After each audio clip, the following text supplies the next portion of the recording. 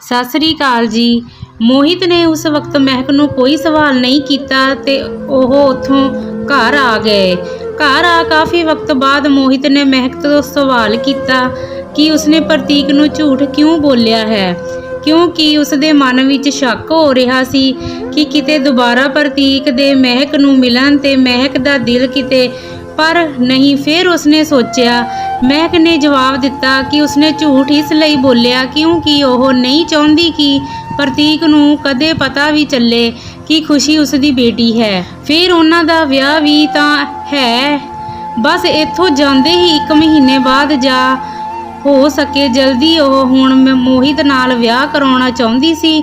ਉਧਰ ਕੁਝ ਦਿਨਾਂ ਬਾਅਦ ਹੁਣ ਆਰਵ ਨੂੰ ਵੀ ਹਸਪਤਾਲ ਤੋਂ ਛੁੱਟੀ ਮਿਲ ਗਈ ਤੇ ਉਹ ਘਰ ਆ ਗਿਆ। ਹੁਣ ਹਰ ਰੋਜ਼ ਆਰਵ ਦਾ ਚੈੱਕਅਪ ਹਸਪਤਾਲ ਆ ਜੀਜੀ ਕਰਵਾ ਕੇ ਜਾਇਆ ਕਰਦੀ ਸੀ। ਸਭ ਠੀਕ ਚੱਲ ਰਿਹਾ ਸੀ ਕਿ ਇੱਕ ਦਿਨ ਮਹਿਕ ਨੂੰ ਫੋਨ ਆਇਆ ਕਿ ਆਰਵ ਦੀ ਤਬੀਅਤ ਬਹੁਤ ਵਿਗੜ ਗਈ ਹੈ, ਕਿ ਉਹ ਆਰਵ ਨੂੰ ਘਰ ਆ ਚੈੱਕ ਕਰ ਸਕਦੀ ਹੈ।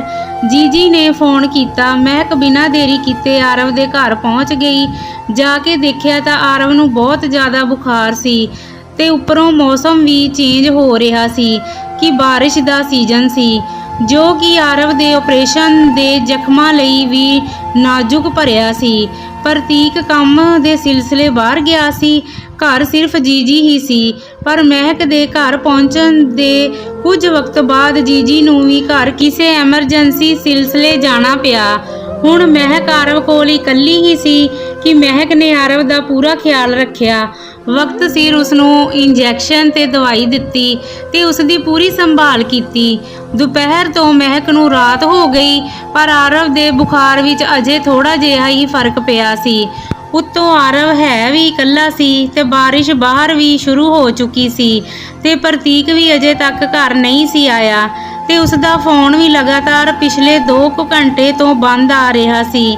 ਉਧਰ ਜਦੋਂ ਮਹਿਕ ਨੇ ਫੋਨ ਕਰ ਮੋਹਿਤ ਨੂੰ ਆਰਵ ਦੀ ਹਾਲਤ ਦੱਸੀ ਤਾਂ ਮੋਹਿਤ ਨੇ ਮਹਿਕ ਨੂੰ ਪ੍ਰਤੀਕ ਦੇ ਆਉਣ ਤੱਕ ਉੱਥੇ ਰੁਕਣ ਦੀ ਸਲਾਹ ਦਿੱਤੀ।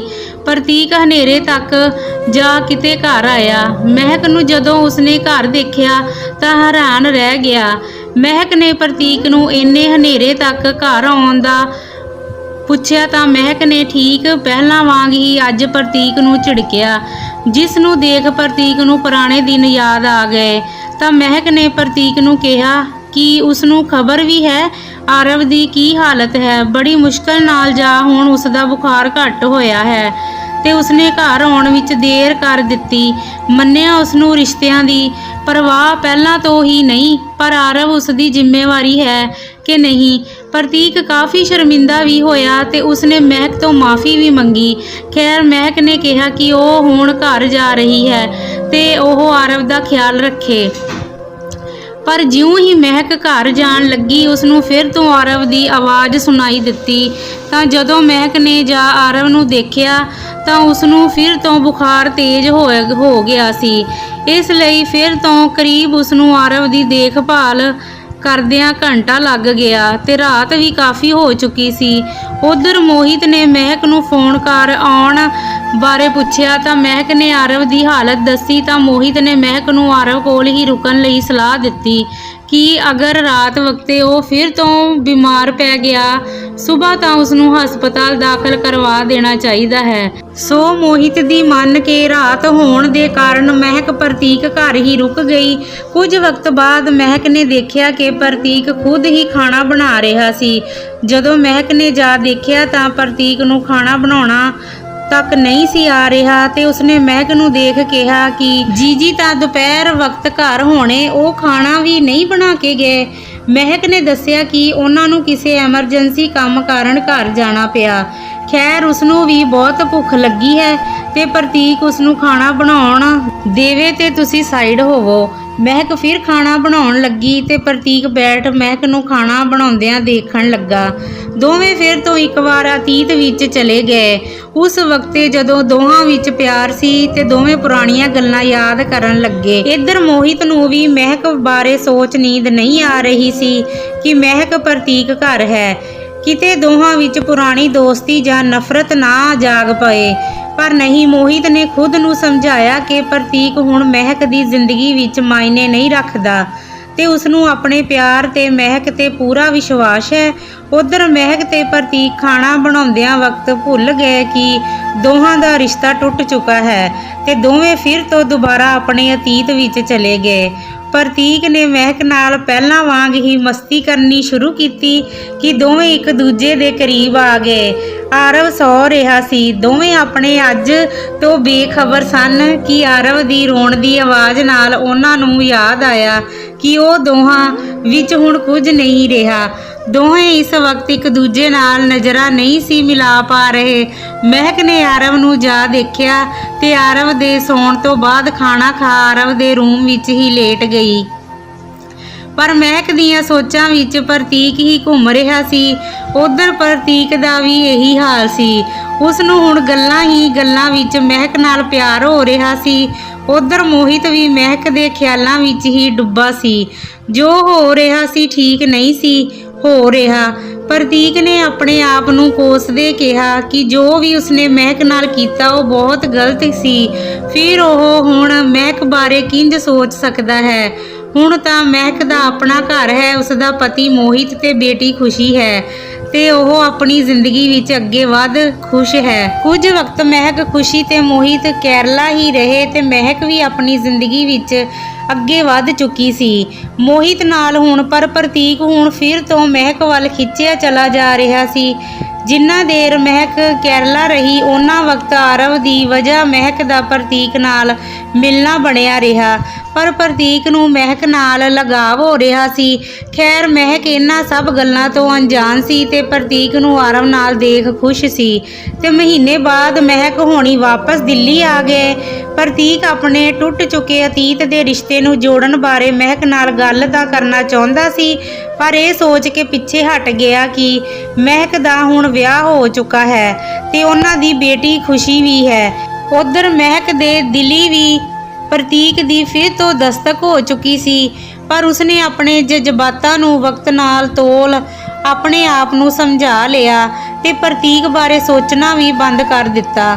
ਕੁਝ ਕੁ ਵਕਤ ਬਾਅਦ ਫਿਰ ਖੁਸ਼ੀ ਦਾ ਜਨਮ ਦਿਨ ਆਇਆ। ਖੁਸ਼ੀ ਆਰਵ ਨਾਲ ਅਜੇ ਵੀ ਕਨੈਕਟਡ ਸੀ ਫੋਨ ਜ਼ਰੀਏ। ਉਹ ਆਰਵ ਨਾਲ ਆਪਣੀ ਦੋਸਤੀ ਅਜੇ ਵੀ ਬਰਕਰਾਰ ਰੱਖੀ ਹੋਈ ਸੀ, ਜਿਸ ਤੋਂ ਕਦੇ ਮਹਿਕ ਨੇ ਵੀ ਉਸਨੂੰ ਨਾ ਰੋਕਿਆ।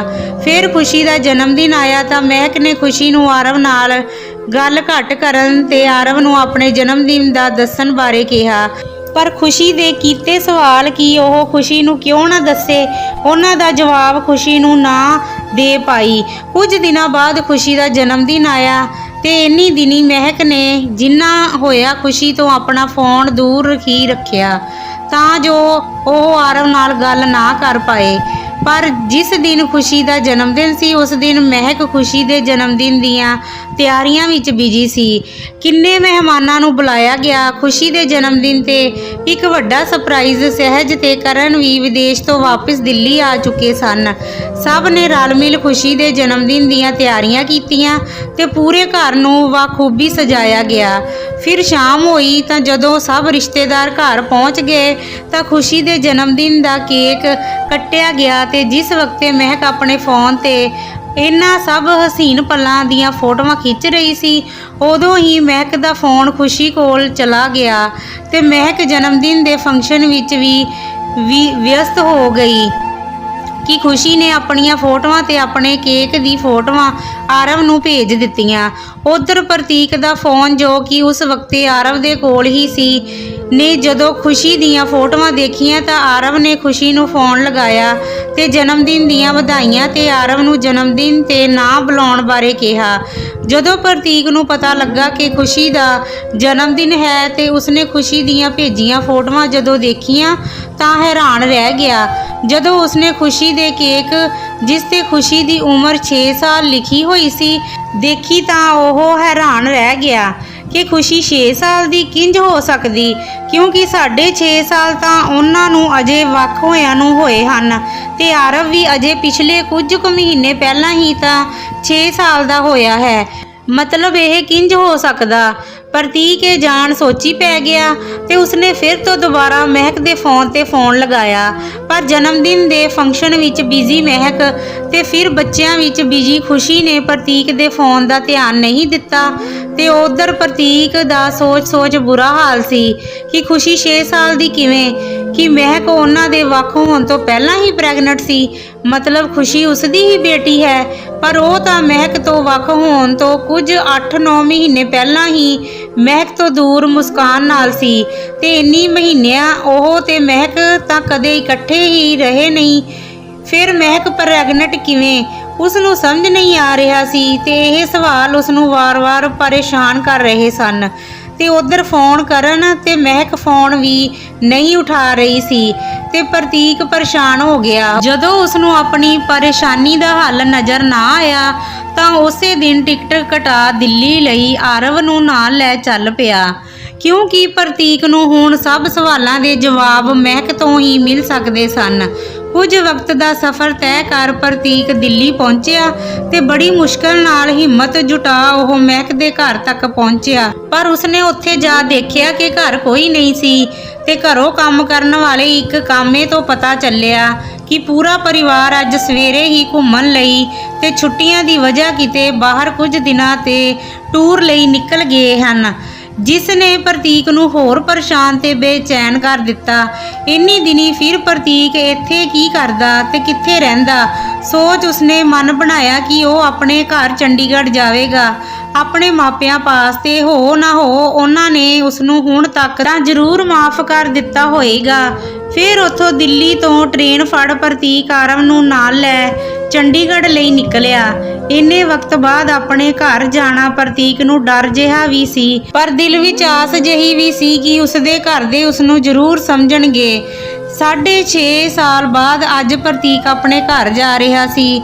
ਜਾਂਦੇ ਵਕਤ ਜੋ ਹਾਲਾਤ ਸਨ ਉਹਨਾਂ ਨਾਲ ਆਪਣੇ ਘਰ ਜਾਣਾ ਪ੍ਰਤੀਕ ਲਈ ਮੁਸ਼ਕਿਲ ਵੀ ਸੀ, ਪਰ ਉਹ ਆਪਣੇ ਪਰਿਵਾਰ ਤੋਂ ਇੰਨਾ ਵਕਤ ਦੂਰ ਵੀ ਕਿੰਜ ਰਹਿ ਸਕਦਾ ਸੀ।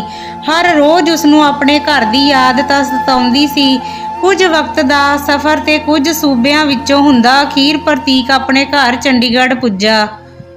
ਬੜੀ ਹਿੰਮਤ ਨਾਲ ਉਹ ਆਪਣੇ ਘਰ ਪਹੁੰਚਿਆ ਤੇ ਉਸਨੇ ਜਾ ਆਪਣੇ ਘਰ ਦੀ ਡੋਰਵੈਲ ਵਜਾਈ ਤਾਂ ਅੰਦਰੋਂ ਉਸਦੇ ਪਾਪਾ ਨੇ ਦਰਵਾਜ਼ਾ ਖੋਲ੍ਹਿਆ ਤਾਂ ਉਸਨੇ ਦੇਖਿਆ ਕਿ ਹੁਣ ਉਸਦਾ ਬਾਪ ਵੀ ਉਮਰ ਦੇ ਨਾਲ ਬੁੱਢਾ ਹੋ ਚੁੱਕਿਆ ਸੀ ਤੇ ਸਾਹਮਣੇ ਲੱਗੀ ਕੁਰਸੀ ਤੇ ਉਸਦੀ ਮਾਂ ਉਸਨੂੰ ਆਸੇ-ਪਾਸੇ ਹੋ ਨਿਹਾਰਨ ਦੀ ਕੋਸ਼ਿਸ਼ ਕਰ ਰਹੀ ਸੀ।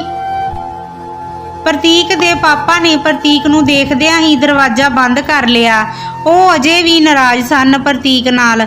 ਫਿਰ ਜਦੋਂ ਆਰਵ ਤੇ ਪ੍ਰਤੀਕ ਦਰਵਾਜ਼ੇ ਤੇ ਹੀ ਖੜੇ ਰਹੇ ਤਾਂ ਪ੍ਰਤੀਕ ਦੀ ਮਾਂ ਨੇ ਮਿੰਨਤਾਂ ਕਰ ਪ੍ਰਤੀਕ ਦੇ ਪਾਪਾ ਨੂੰ ਪ੍ਰਤੀਕ ਨੂੰ ਅੰਦਰ ਆਉਣ ਲਈ ਕਿਹਾ। ਪ੍ਰਤੀਕ ਨੇ ਆਪਣੀ ਕੀਤੀ ਪਹਿਲੀ ਗਲਤੀ ਦੀ ਪਹਿਲਾਂ ਤਾਂ ਮਾफ़ੀ ਮੰਗੀ। ਪ੍ਰਤੀਕ ਦੀ ਮਾਂ ਨੇ ਤਾਂ ਆਰਵ ਨੂੰ ਪ੍ਰਤੀਕ ਨਾਲ ਦੇਖਦਿਆਂ ਹੀ ਮਾफ़ ਕਰ ਦਿੱਤਾ। ਆਖਿਰਕਾਰ ਇੱਕ ਮਾਂ ਦਾ ਦਿਲ ਜੋ ਹੁੰਦਾ, ਪਰ ਪ੍ਰਤੀਕ ਦੇ ਪਾਪਾ ਉਸ ਨੂੰ ਕੀਤੀ ਗਲਤੀ ਤੇ ਅਜੇ ਤੱਕ ਮਾफ़ ਨਹੀਂ ਕਰ ਪਾਏ ਸਨ। ਆਖਿਰਕਾਰ ਉਹ ਮਹਿਕ ਨੂੰ ਆਪਣੀ ਧੀ ਬਣਾ ਘਰ ਲਿਆਏ ਸਨ ਤੇ ਜੋ ਪ੍ਰਤੀਕ ਨੇ ਮਹਿਕ ਨਾਲ ਕੀਤਾ ਉਹ ਸਦਮੇ ਹਾਦਸੇ ਤੋਂ ਤਾਂ ਉਹ ਅਜੇ ਤੱਕ ਉੱਭਰ ਨਹੀਂ ਪਾਏ ਸਨ। ਮਹਿਕ ਦਾ ਹਾਲ ਚਾਲ ਉਹ ਅੱਜ ਵੀ ਜਾਣਦੇ ਸਨ ਕਿ ਮਹਿਕ ਆਪਣੀ ਜ਼ਿੰਦਗੀ ਵਿੱਚ ਅੱਗੇ ਵਧਣ ਦੀ ਕੋਸ਼ਿਸ਼ ਕਰ ਰਹੀ ਹੈ, ਪਰ ਪ੍ਰਤੀਕ ਦਾ ਵਾਪਸ ਆਉਣਾ ਕਿਤੇ ਫੇਰ ਤਾਂ ਮਹਿਕ ਦੀਆਂ ਖੁਸ਼ੀਆਂ ਰੋਲ ਦੇਵੇ, ਇਹ ਉਸਦੇ ਪਾਪਾ ਨੂੰ ਡਰ ਸੀ। ਪ੍ਰਤੀਕ ਆਪਣੇ ਪਿਤਾ ਦੇ ਚਿਹਰੇ ਦੇ ਹਾਵ ਭਾਵ ਦੇਖ ਹੀ ਸਮਝ ਗਿਆ ਤੇ ਕਿਹਾ, ਪਾਪਾ ਤੁਸੀਂ ਫਿਕਰ ਨਾ ਕਰੋ, ਮੈਂ ਜਾਣਦਾ ਤੁਸੀਂ ਕੀ ਸੋਚ ਰਹੇ, ਪਰ ਹਾਂ ਹੁਣ ਮੈਂ ਮਹਿਕ ਦੀਆਂ ਖੁਸ਼ੀਆਂ ਬਰਬਾਦ ਨਹੀਂ ਕਰਾਂਗਾ ਤੇ ਨਾ ਹੀ ਉਸਦੀ ਜ਼ਿੰਦਗੀ ਵਿੱਚ ਦਖਲ ਅੰਦਾਜ਼ੀ। ਬਸ ਮੈਂ ਤਾਂ ਇੱਥੇ ਸਿਰਫ ਇੱਕ ਕਾਰਨ ਕਰਕੇ ਆਇਆ ਹਾਂ। ਇੰਨੇ ਨੂੰ ਪ੍ਰਤੀਕ ਦੀ ਮਾਂ ਨੇ ਕਿਹਾ ਕਿ ਕੀ ਕਾਰਨ ਕਰਕੇ?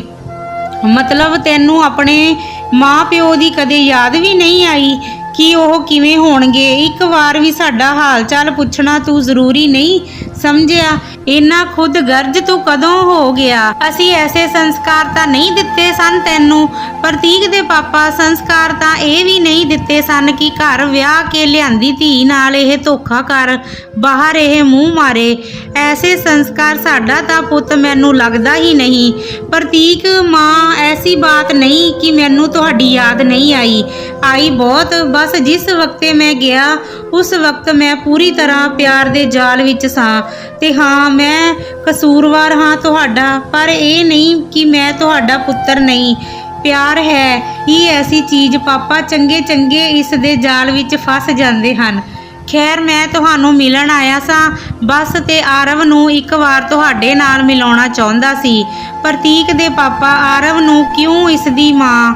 ਪ੍ਰਤੀਕ ਮੁਸਕਾਨ ਦਾ ਪਾਪਾ 2 ਸਾਲ ਪਹਿਲਾਂ ਹੀ ਦੇਹਾਂਤ ਹੋ ਗਿਆ। ਇਸ ਨੂੰ ਸੁਣ ਸਭੇ ਹੈਰਾਨ ਰਹਿ ਗਏ। ਪ੍ਰਤੀਕ ਦੀ ਮਾਂ ਨੇ ਪ੍ਰਤੀਕ ਦਾ ਦੁੱਖ ਵੰਡਾਇਆ ਤੇ ਆਰਵ ਨੂੰ ਬਹੁਤ ਪਿਆਰ ਦਿੱਤਾ। ਪ੍ਰਤੀਕ ਕੁਝ ਦਿਨ ਹੁਣ ਇੱਥੇ ਹੀ ਰਿਹਾ। ਪ੍ਰਤੀਕ ਦੇ ਪਾਪਾ ਪ੍ਰਤੀਕ ਨੂੰ ਤਾਂ ਮਾਫ ਨਹੀਂ ਕਰ ਪਾਏ, ਪਰ ਹਾਂ, ਆਰਵ ਨੂੰ ਉਹਨਾਂ ਖੂਬ ਪਿਆਰ ਦਿੱਤਾ, ਕਿਉਂਕਿ ਜੋ ਕੁਝ ਵੀ ਹੋਇਆ ਉਸ ਵਿੱਚ ਇਸ ਨੰਨੀ ਜਾਨ ਦਾ ਤਾਂ ਕੋਈ ਦੋਸ਼ ਨਹੀਂ ਸੀ। ਕੁਝ ਦਿਨਾਂ ਬਾਅਦ ਪ੍ਰਤੀਕ ਆਪਣੇ ਘਰੋਂ ਵਿਦਾ ਲੈ ਵਾਪਸ ਦਿੱਲੀ ਆ ਗਿਆ, ਕਿਉਂਕਿ ਉਸ ਨੂੰ ਪਤਾ ਲੱਗਾ ਸੀ ਕਿ ਮਹਿਕ 15 ਦਿਨ ਵਿੱਚ ਵਾਪਸ ਆ ਜਾਏਗੀ। ਜਦੋਂ ਉਹ ਦਿੱਲੀ ਪਹੁੰਚਿਆ ਤਾਂ ਉੱਥੇ ਜਾ ਉਹ ਦੇਖ ਹੈਰਾਨ ਰਹਿ ਗਿਆ। ਮਹਿਕ ਦੇ ਵਿਆਹ ਦੀਆਂ ਤਿਆਰੀਆਂ ਚੱਲ ਰਹੀਆਂ ਸਨ ਉੱਥੇ। ਮਹਿਕ ਦੇ ਵਿਆਹ ਦੀਆਂ ਤਿਆਰੀਆਂ ਇਹ ਸੁਣ ਪ੍ਰਤੀਕ ਨੂੰ ਕਾਫੀ ਧੱਕਾ ਜਿਹਾ ਲੱਗਾ ਕਿ ਮਹਿਕ ਦਾ ਅਜੇ ਤੱਕ ਮੋਹਿਤ ਨਾਲ ਵਿਆਹ ਹੋਇਆ ਹੀ ਨਹੀਂ। ਮਤਲਬ ਹੋ ਨਾ ਹੋ, ਖੁਸ਼ੀ ਉਸਦੀ ਹੀ ਬੇਟੀ ਹੈ, ਪ੍ਰਤੀਕ ਸੋਚ ਰਿਹਾ ਸੀ। ਪਰ ਜਦੋਂ ਹੀ ਉਹ ਅੰਦਰ ਪਹੁੰਚਿਆ ਤਾਂ ਮਹਿਕ ਦੇ ਹਲਦੀ ਲੱਗ ਰਹੀ ਸੀ, ਪਰ ਦਰਵਾਜ਼ੇ ਤੇ ਹੀ ਕਰਨ ਨੇ ਪ੍ਰਤੀਕ ਨੂੰ ਦੇਖ ਲਿਆ ਤੇ ਘਰ ਅੰਦਰ ਦਾਖਲ ਹੋਣ ਤੋਂ ਪਹਿਲਾਂ ਹੀ ਕਰਨ ਪ੍ਰਤੀਕ ਨੂੰ ਫੜ ਬਾਹਰ ਲੈ ਆਇਆ। ਕਰਨ, ਪ੍ਰਤੀਕ ਤੂੰ ਇੱਥੇ? ਪ੍ਰਤੀਕ, ਸੌਰੀ ਪਾਪਾ, ਮੈਂ ਮਹਿਕ ਨਾਲ ਗੱਲ ਕਰਨੀ ਸੀ। ਕਰਨ, ਪਾਪਾ ਕੌਣ? ਪਾਪਾ ਕਹਿਣ ਦਾ ਹੱਕ ਤੂੰ ਖੋ ਚੁੱਕਾ ਹੈ ਪ੍ਰਤੀਕ। ਮੈਨੂੰ ਤਾਂ ਆਪਣੇ ਆਪ ਤੇ ਗੁੱਸਾ ਆ ਰਿਹਾ ਕਿ ਮੈਂ ਤੇਰੇ ਤੇ ਵਿਸ਼ਵਾਸ ਕੀਤਾ ਤੇ ਆਪਣੀ ਮਹਿਕ ਦੀ ਜ਼ਿੰਦਗੀ ਤੇਰੇ ਲੜ ਲਾਈ ਸੀ। ਚੰਗਾ ਹੋਇਆ ਤੂੰ ਆਪਣਾ ਰੰਗ ਪਹਿਲਾਂ ਹੀ ਦਿਖਾ ਦਿੱਤਾ, ਨਹੀਂ ਤਾਂ ਜੇ ਦੇਰ ਹੋ ਜਾਂਦੀ ਮੇਰੀ ਮਹਿਕ ਦੀ ਪੂਰੀ ਜ਼ਿੰਦਗੀ ਹੀ ਨਰਕ ਬਣ ਜਾਣੀ ਸੀ ਤੇਰੀ ਵਜ੍ਹਾ। ਪ੍ਰਤੀਕ, ਸੌਰੀ ਅੰਕਲ, ਮੈਂ ਮੰਨਦਾ ਮੇਰੀ ਗਲਤੀ, ਮੈਂ ਗਲਤੀ ਕੀਤੀ ਬਹੁਤ ਵੱਡੀ। ਮੈਂ ਤੁਹਾਡੇ ਸਭ ਦਾ ਗੁਨਾਹਗਾਰ ਹਾਂ, ਪਰ ਪਲੀਜ਼ ਮੇਰਾ ਮਹਿਕ ਨਾਲ ਇਸ ਵਕਤ ਗੱਲ ਕਰਨਾ ਬਹੁਤ ਜ਼ਰੂਰੀ ਹੈ। ਕਰਨ, ਕੀ ਗੱਲ ਕਰਨੀ? ਜੇ ਅੱਜ ਮੇਰੀ ਬੇਟੀ ਦੀ ਜ਼ਿੰਦਗੀ ਵਿੱਚ ਖੁਸ਼ੀ ਆਈ, ਤੂੰ ਫਿਰ ਉਸ ਨੂੰ ਦੁੱਖ ਦੇਣ ਆਇਆ। ਪ੍ਰਤੀਕ, ਜਾ ਇੱਥੋਂ, ਮੇਰੀ ਮਹਿਕ ਦਾ ਖਹਿੜਾ ਛੱਡ ਦੇ। ਪਹਿਲਾਂ ਹੀ ਬੜੀ ਮੁਸ਼ਕਲ ਨਾਲ ਸੰਭਲੀ ਹੈ ਉਹ। ਪ੍ਰਤੀਕ ਨੇ ਕਰਨ ਨੂੰ ਕਾਫੀ ਜ਼ੋਰ ਤੇ ਮਿੰਨਤਾਂ ਤਰਲੇ ਕੀਤੀਆਂ ਮਹਿਕ ਨਾਲ ਗੱਲ ਕਰਨ ਲਈ, ਪਰ ਕਰਨ ਨੇ ਇੱਕ ਨਾ ਸੁਣੀ ਤੇ ਪ੍ਰਤੀਕ ਨੂੰ ਉੱਥੋਂ ਜਾਣ ਤੇ ਮਹਿਕ ਦੀ ਜ਼ਿੰਦਗੀ ਨੂੰ ਬਖਸ਼ਣ ਲਈ ਕਿਹਾ ਕਿ ਉਹ ਦੂਰ ਚਲਾ ਜਾਵੇ ਮਹਿਕ ਦੀ ਜ਼ਿੰਦਗੀ ਤੋਂ ਤੇ ਉਸ ਨੂੰ ਜੀ ਲੈਣ ਦੇਵੇ। ਹੁਣ ਪ੍ਰਤੀਕ ਉਦਾਸ ਹੋ ਜਾਣ ਹੀ ਲੱਗਾ ਸੀ ਕਿ ਆਰਵ ਨੇ ਪ੍ਰਤੀਕ ਨੂੰ ਸਵਾਲ ਕੀਤਾ ਕਿ ਪਾਪਾ, ਇਹ ਅੰਕਲ ਤੁਹਾਨੂੰ ਕਿਉਂ ਕਹਿ ਰਹੇ ਹਨ ਕਿ ਤੁਸੀਂ ਮਹਿਕ ਆਂਟੀ ਦੀ ਜ਼ਿੰਦਗੀ ਖਰਾਬ ਕੀਤੀ? ਮਹਿਕ ਆਂਟੀ ਤਾਂ ਕਿੰਨੇ ਪਿਆਰੇ ਹਨ ਤੇ ਇਹ ਅੰਕਲ ਕਿੰਨੇ ਗੰਦੇ ਮਹਿਕ ਆਂਟੀ ਨਾਲ ਮਿਲਣ ਵੀ ਨਹੀਂ ਦੇ ਰਹੇ। ਮੈਂ ਮਹਿਕ ਆਂਟੀ ਜਾਂ ਖੁਸ਼ੀ ਨੂੰ ਫੋਨ ਲਗਾ ਇਹਨਾਂ ਦੀ ਸ਼ਿਕਾਇਤ ਕਰਦਾ ਹਾਂ। ਰੁਕੋ, ਪ੍ਰਤੀਕ ਨੇ ਕਿਹਾ। ਨਹੀਂ ਬੇਟਾ, ਤੁਸੀਂ ਕਿਸੇ ਨੂੰ ਕਾਲ ਨਹੀਂ ਕਰੋਗੇ। ਚਲੋ ਇੱਥੋਂ, ਇਹ ਮਹਿਕ ਦੇ ਪਾਪਾ ਹਨ। ਤੇ ਦੋਵੇਂ ਚੱਲ ਪਏ ਦਰਵਾਜ਼ੇ ਵੱਲ ਨੂੰ ਕਿ ਪਿੱਛੋਂ ਕਿਸੇ ਦੀ ਆਵਾਜ਼ ਲਗਾਈ, ਪ੍ਰਤੀਕ, ਆਰਵ, ਰੁਕੋ। ਇਸ ਦਾ ਅਗਲਾ ਭਾਗ ਤੁਹਾਡੇ ਲਈ ਜਲਦ ਹੀ ਪੇਸ਼ ਕੀਤਾ ਜਾਏਗਾ। ਤੁਸੀਂ ਬਣੇ ਰਹੋ ਰਾਜ ਪੰਜਾਬੀ ਕਹਾਣੀਆਂ ਦੇ ਨਾਲ। ਤੁਹਾਡਾ ਬਹੁਤ ਬਹੁਤ ਧੰਨਵਾਦ।